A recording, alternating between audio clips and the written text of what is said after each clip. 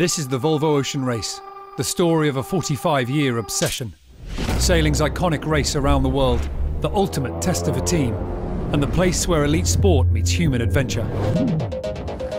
Achieving victory will mean dominating a 45,000 nautical mile race over 11 legs, taking in 12 host cities across 6 continents. 7 international teams are vying to add their name to the Volvo Ocean Race trophy.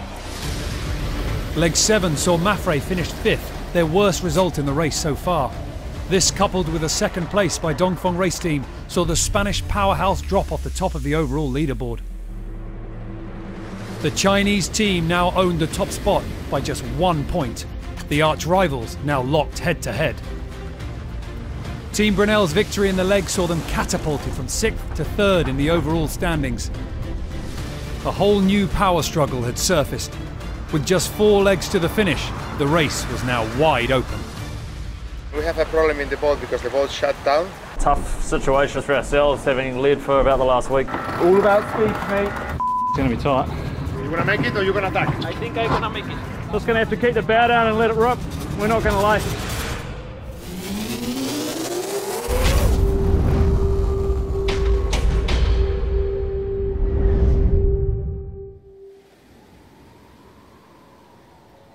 Leg 7 proved to be one of the most relentless Southern Ocean passages in the history of the race. But above all, it will be remembered for the devastating loss of Sun Hung Kai Scallywag's crew member, John Fisher, who was knocked overboard and sadly not recovered.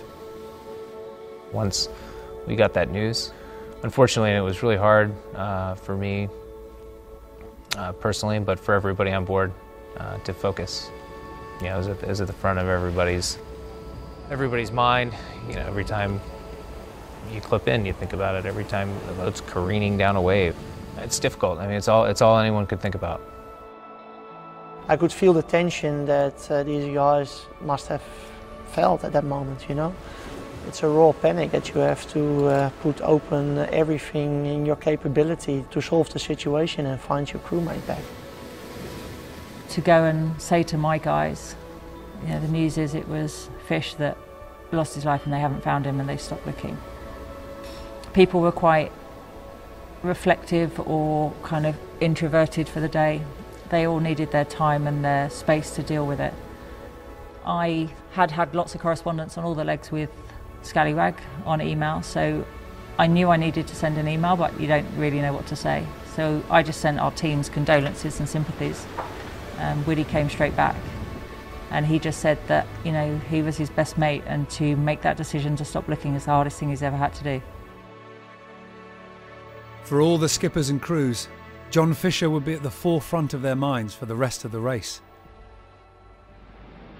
Leg 8 would be the last long leg in the race. The Southern Ocean was now over, but new challenges would lay ahead as they pushed north. First 8 to 9 days will be a big tactical game. And then we turn left, just past Bermuda, and then we're in the hands of the weather gods. Once you get north of the Gulf Stream, you know, cold water, cold seas, can be some pretty vicious storms. And then just before you get into Newport, it's freezing. You get quite foggy conditions, it can be quite wet and windy and wild. So it's a crazy leg.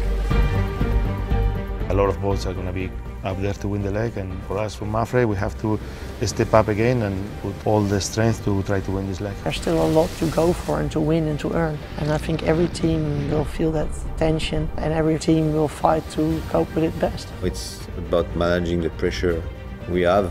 Probably is our best opportunity to win the race. If you have a very good result in the next one, then all of a sudden the lead is really inside of grabbing. We want nothing more than to win into our home stopover.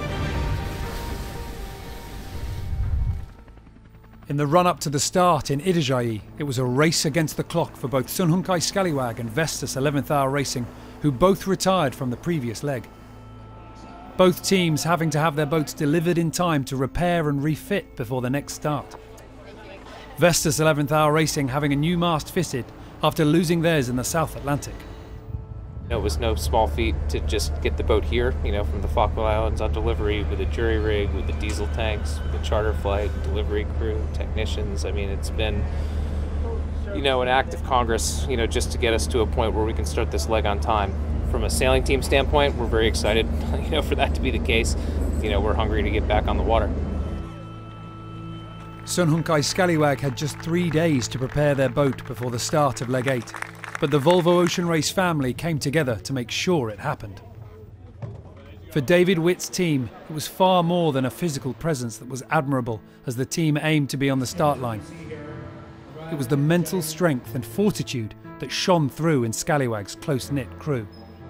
The support we've had from, within the Volvo family has been amazing. I think, it takes a special people to do this race, whether you're the skipper or you're the crew, and I think the character of the people in this race has been amplified by the way we've been supported by other competitors in the last week. There's a whole lot of sort of an ethos that the Scallywags try and live by, we never give up, we look after each other, we don't have to be the best, but we do it together, and probably the most important moral of our team is loyalty, and obviously I've had a lot of time to think about it in the last 10 days, but I'm pretty much describing John Fisher. If he was standing behind me right now, he'd be telling me to harden up, don't be soft and get on with it, and that's what we're going to do on Sunday. Come race day, it was an emotive docking out for all the teams as they headed out to the start of the leg. Poignant goodbyes, reflective moments. First time I'm ever going to start a yacht race in 12 years without Fish, so keep looking around seeing where he is and remind myself he's not here, but we got his logo on the mainsail and on the boat and on our shirts, and he's with us. And I'm sure he will do all he can from where he is up there to help us get a good result this leg. All the crews were positive in their approach to continue their part in one of the toughest team sports in the world. 5,700 nautical miles from Itajaí in Brazil to Newport, Rhode Island. It's go for the entire fleet. Ready and pilot. That's it!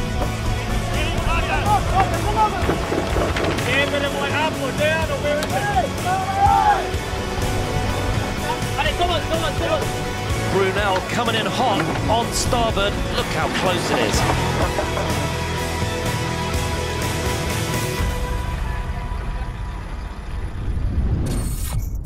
The fleet will race north for 5,700 miles up through the Atlantic Ocean and cross the equator for the last time, negotiating the ever-tricky doldrums before heading to the finish line in the US sailing Mecca, Newport, Rhode Island. All the boats headed east from the Brazilian coast into tricky and unpredictable weather conditions that immediately tested the skill of the sailors. For the first 24 hours there were multiple lead changes, but soon it was overall race leader, the Chinese Dongfeng race team, who set the pace at the front. Doing a pretty good job at the moment actually.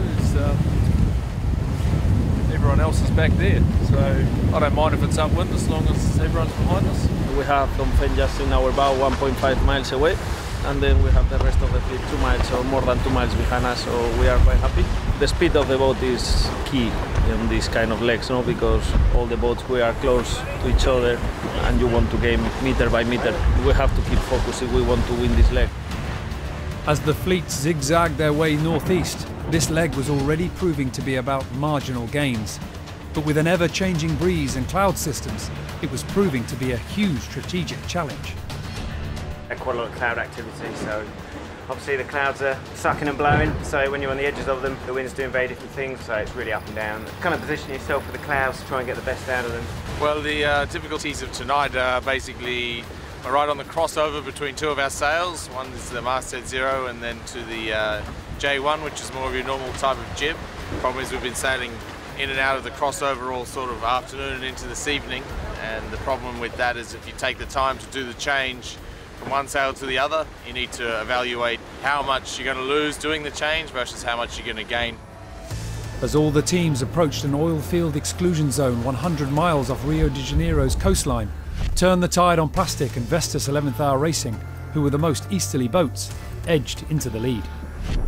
Axo was 193.19, Brunel 189, just under 20. We had some big clouds yesterday, and most of the fleet ended up on the left of the cloud. We sort of got ourselves positioned to the right of the cloud. Actually, Dongfeng got to the right, but we just pushed on a bit further together with Turn the Tide. And the boats on the left hit worse current and then had to tack off a bad shift to clear the exclusion zone, which has allowed us and Turn the Tide to sort of slip through ahead. I think we're winning at the moment, so that's pretty cool. We've got Vestas about 5 miles behind us there. We've got Dongfeng we can see about 8 miles directly downwind of us.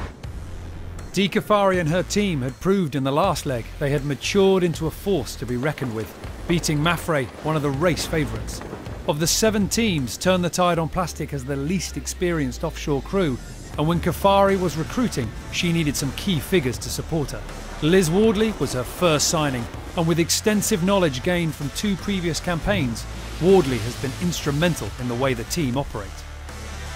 There isn't anybody that knows these boats better, every inch of these boats, and there isn't anybody that, no matter what the conditions, will always fix whatever's broken. And she also has it in her, the drive all the time to send it at 100%. It's the closest racing you can find in offshore sailing, and it's extreme, it's relentless, the competition's fierce, and it's pretty much everything that I love. I guess being the boat captain, you're kind of responsible for keeping it all together, really. And I guess one of the benefits we had when we started up our team is that I knew the boat so well, so that the guys that were coming into the team could concentrate on learning how to race the boat as opposed to learning how to maintain the boat. So I think that was a big plus for us. She's very confident in all weather conditions and has pretty much seen and done everything, so nothing really phases her. And that's really important for me, having a young crew, to see that kind of confidence in somebody. So that was really important for me to have that, so that they could grow up thinking everything was okay and it would be fine, and they develop similar skills. I guess you're just trying to pass on experience and bridge the experience gap that some of our guys had, but at the same time I think they've taught us a lot as well. Over the next 2 days, Turn the Tide on Plastic and Vestas 11th Hour Racing swapped places at taking the lead, but by now were not alone. Their duel soon became a 4-way battle, with Team Brunel and Dongfeng Race Team closing in fast. It's been a pretty interesting last 12 hours, really. We started off quite a long way behind Vestas, and then following them, slowly gaining, we should be right behind them. Dongfeng's just jibed, so we're going to match just to sort of cover our a little bit, head into the coast, just over here, just try and stay on the inside of them, just protect our position at the moment. 1, 2, back! We're nearing the top eastern corner of Brazil. This sort of next few days we need to make a call how close we stay to the coast and how much driving we do around the corner, or whether we just go straight after the corner. Deciding that is then what sets you up going further north. During much of the race over the previous 7 legs, Dongfeng Race Team were used to a familiar sight, their arch rivals Mafre. The 2 teams often together and covering each other's every move, but a week into the leg, the Spanish team were back in 6th position and had issues. We have a problem in the boat because the boat shut down completely. The main fuses blew away and a couple more as well. And then consequence of that was a few instruments just broke and a few more things. But right now the biggest problem we're trying to solve is we cannot control the keel, not with the electric or the main engine. So I don't know, we try to make some bridges and try to open the valves manually and see if it works. With the movement of the keel essential to be able to race the boat efficiently, the crew made a bypass switch, but it would have to be hand-operated below deck. For Mafre, this was a disadvantage they could do without in this all-important leg.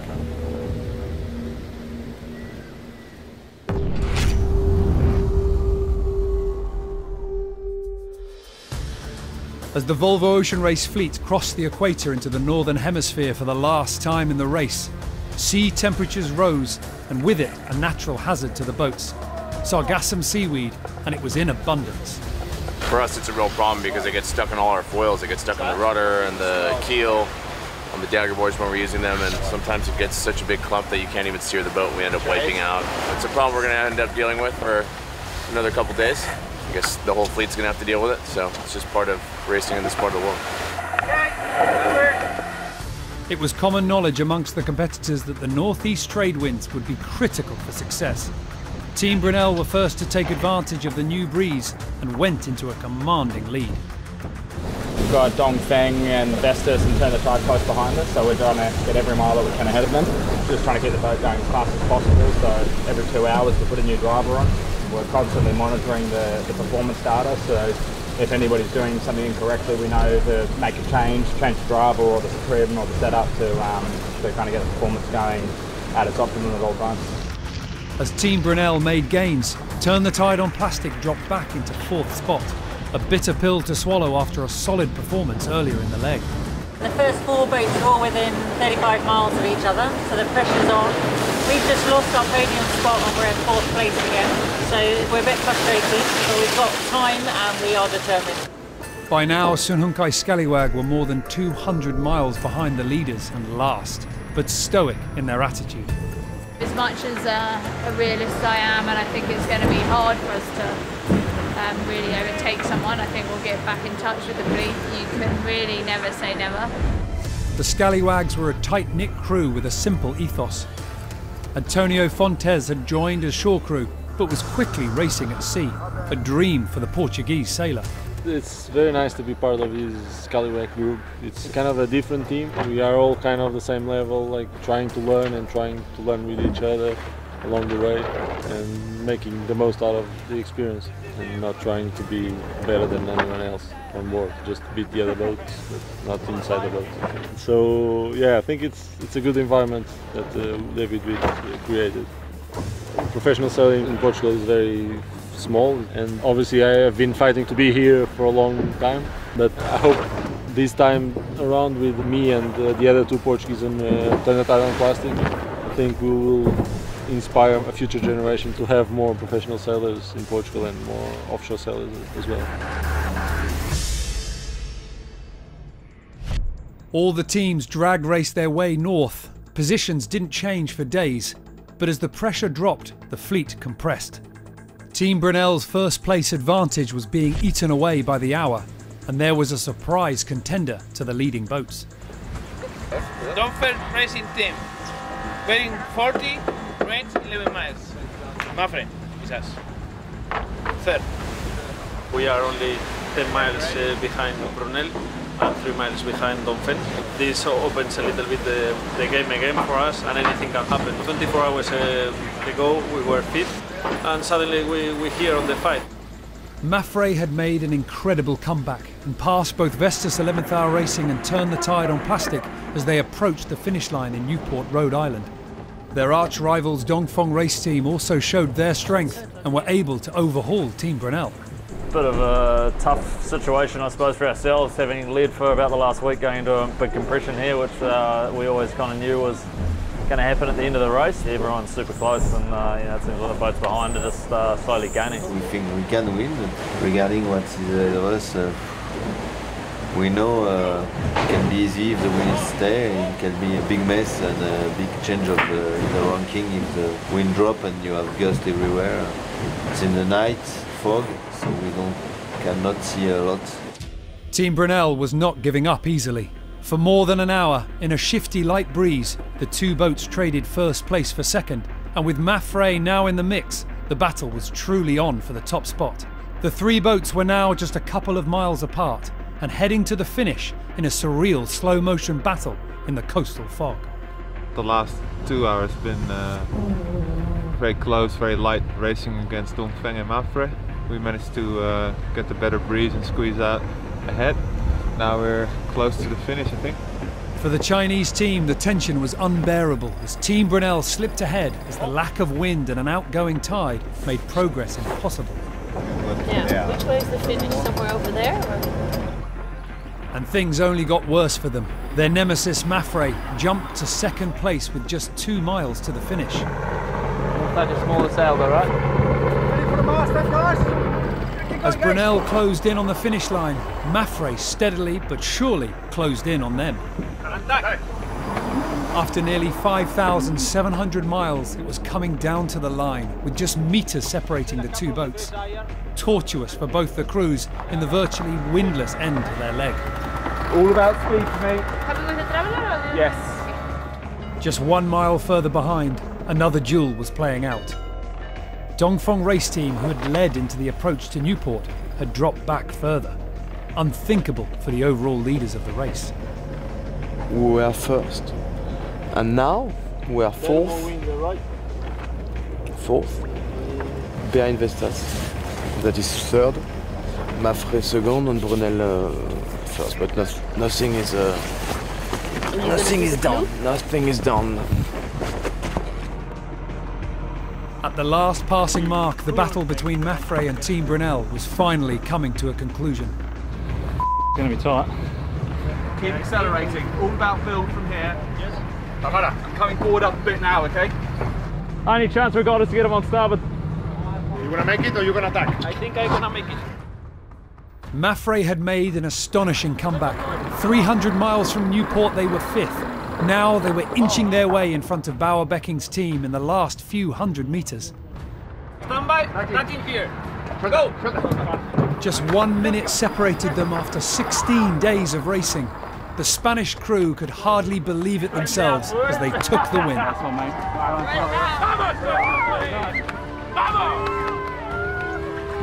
A second spot for the Dutch team, albeit respectable, was difficult to swallow after they'd led for most of the past week. The last 24 hours has been just fighting every meter, every boat length, every wave, and you know, we've been this morning in position of not only catching up Dongfeng, which was our goal, but catching Brunel as well in the last meters and win the leg. So couldn't go any better for us, and we are super happy. Yeah, result is maybe not what we had hoped for, but yeah, second place, and especially if you get past in the last 0.3 of a mile before the finish, that's really sour. But sailing can be sometimes really cruel. Of course, gutted right now, feeling, but that's how it goes. The next boat to come out of the fog to claim third spot was a welcome sight for the local fans at the Fort Adams race village. Vestas 11th Hour Racing scored their first points in 5 legs. You know, when we sail pretty well. So it's nice to score some points in 2018, certainly, and get a podium here into our hometown. So yeah, a lot of emotion, but all good at this stage. A 4th place for Dongfeng race team was the cruelest blow for Charles Caudrelier and his Chinese team. Honestly, when we were 2.5 miles ahead of Brunel, at 18 miles of the finishing line, we were starting to dream about the best, but we knew it would be complicated to finish, but not as much as it has been. And the pain wasn't over for the remaining 3 boats racing. 5th across the line was Team AkzoNobel, who passed Turn the Tide on plastic within sight of the finish. There was no hiding Di Cafari's disappointment. Her team had led for several days of the race, only to drop back in the concluding chapter of this leg. Despite Sun Hung Kai Scallywag's huge gains in the last 24 hours, they simply ran out of time to improve on their last position. But skipper David Witt was positive upon arrival.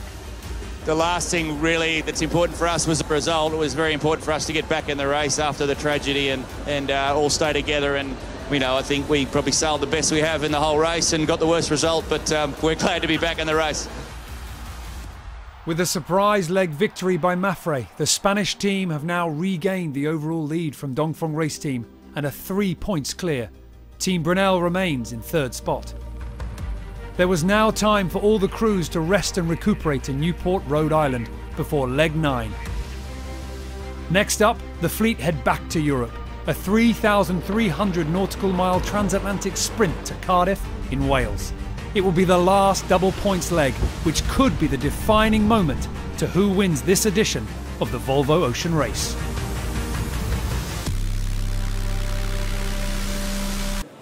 Okay, well, ladies and gentlemen, welcome to the press conference for the Volvo Ocean Race and our stopover in Cardiff. I'd like to welcome the skippers up to the stage, and then we'll get started right away. So Charles Caudrelier, Dongfeng race team, the overall race leader. Charles, if you could come up, please. Javi Fernandez on Mapre. Bauer Becking of Team Brunel. Simeon Tienpont, Team AkzoNobel. Charlie Enright, Vestas 11th Hour Racing.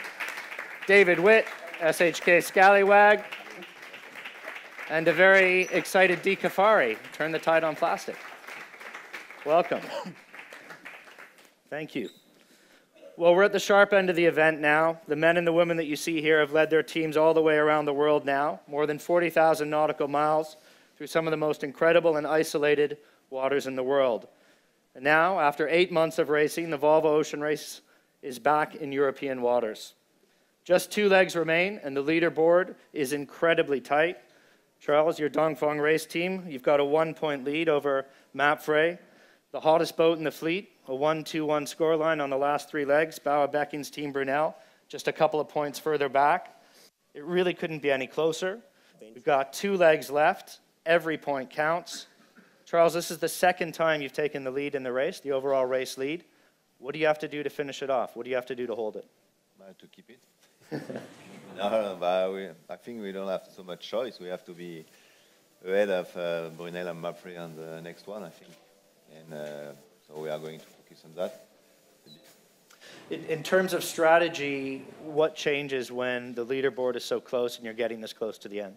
I think there is not really strategy. Before, maybe we play a bit too much match racing with Mapfre. And now we have another boat in the game, so I think we just have to race and see what's happened. Maybe at the end of the leg, we be a time to think about controlling or doing something, but the leader is very short.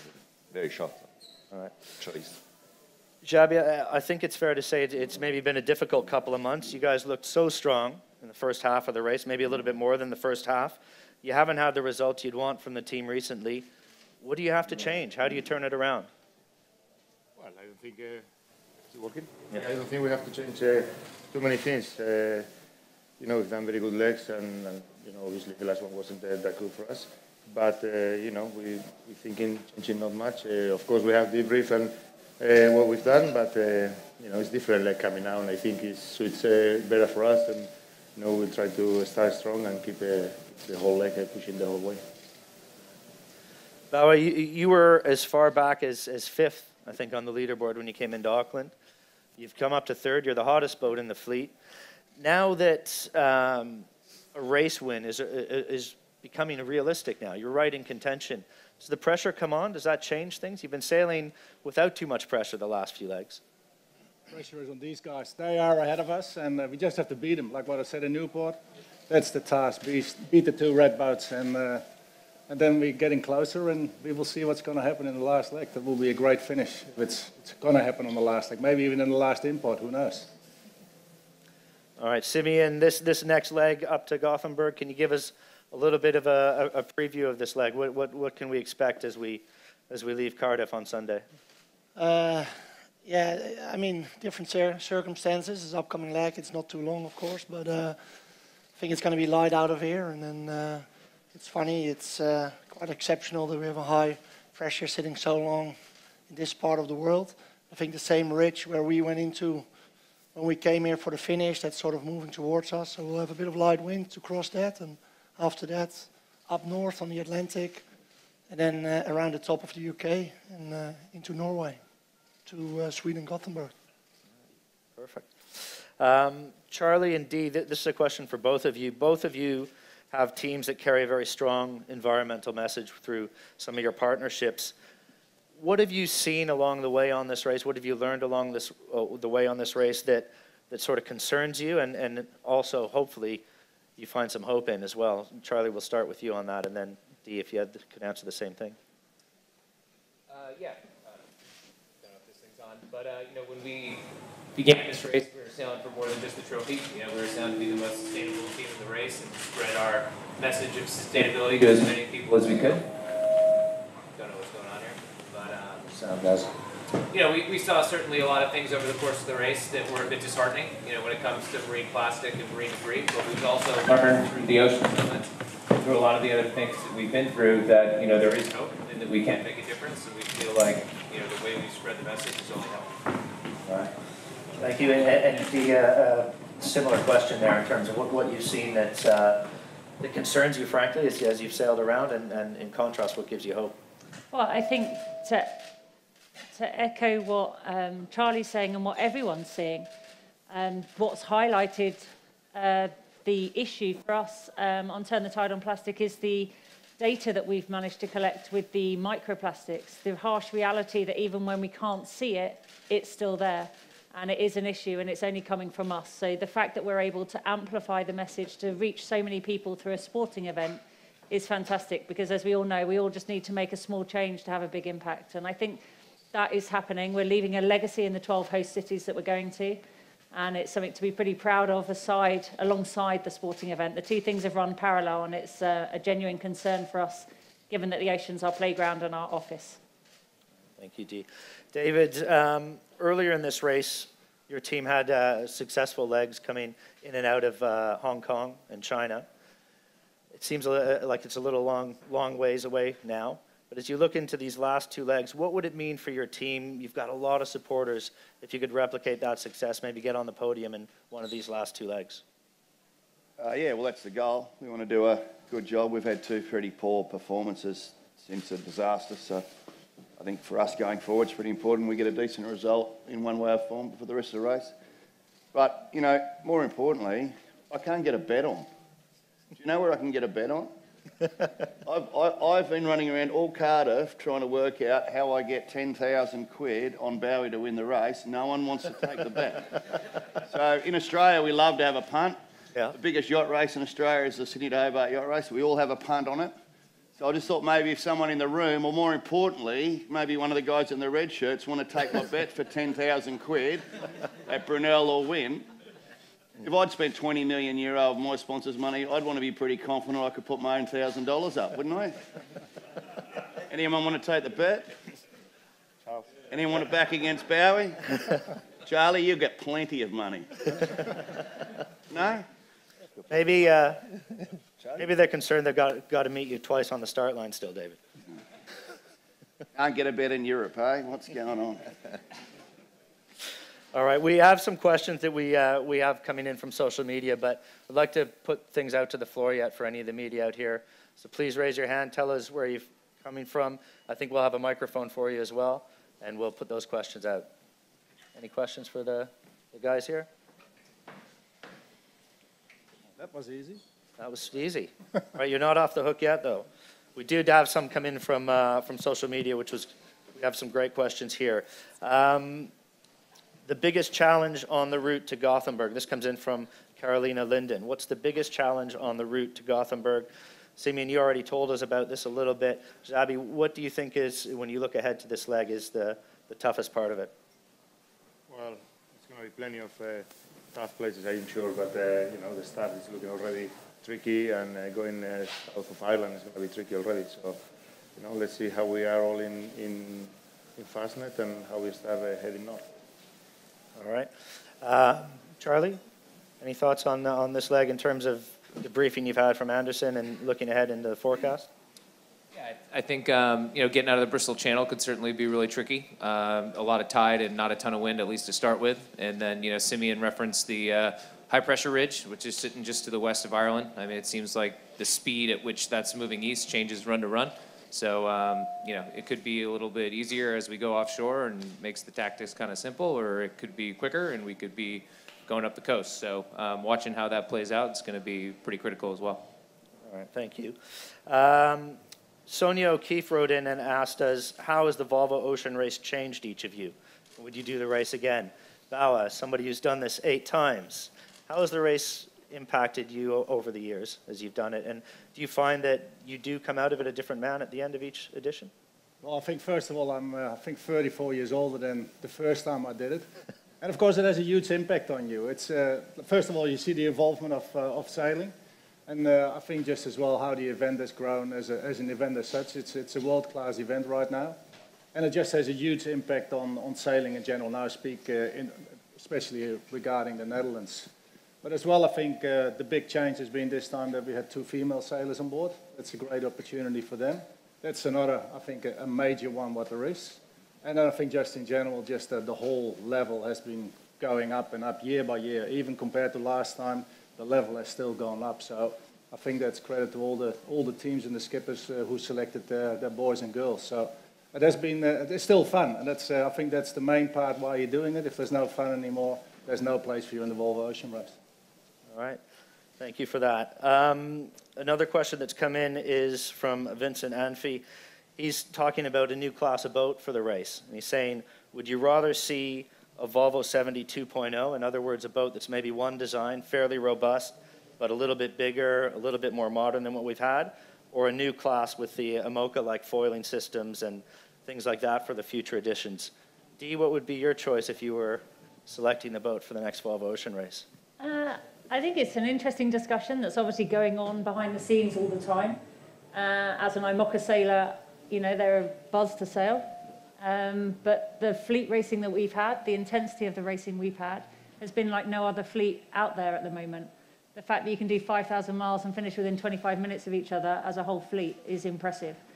And the reliability. So it's a little bit in the balance. And I think as sailors, we want to have the premier event push technology and be groundbreaking and have that filter down as the previous editions of the race did. But there's also the cost impact. You know, to do this race, you need investment, you need sponsors to get excited by it and back it, and that's the battle in the economic climate that we're in. So it's a little bit that without the investors, there's no race, but without the excitement, the sailors don't get excited, and it's that balance that you have to meet. That was a very politically correct answer with no decision. What you're trying to say is just build whatever you like. Build a boat, have a race, and let's get excited by it. Charles, where would you come down on this divide if it were up to you? I think she did a very good summary. It's not obvious what is the choice. So I don't really know today. It's a good question. It's an important question for the race. And of course, if I just think about with both, I would like, everybody know I would like to 700 kilo, but we know it's not maybe the best solution. So I think we don't have the good solution today, and we are thinking about it. But I think IMOCA 60 maybe a bit small and not strong enough for what we are doing, but we can change the rules. All right, thank you. The last question we had come in was from John Callender on Twitter, and he wanted to know, besides yourself, which of the other skippers do you think is the most intensely competitive? David, you've gotten to know this group of characters over the last 8 months. How do you rate the competitive level here? Who's, or is that a very difficult question? Oh, Shabby by a mile. An easy question then.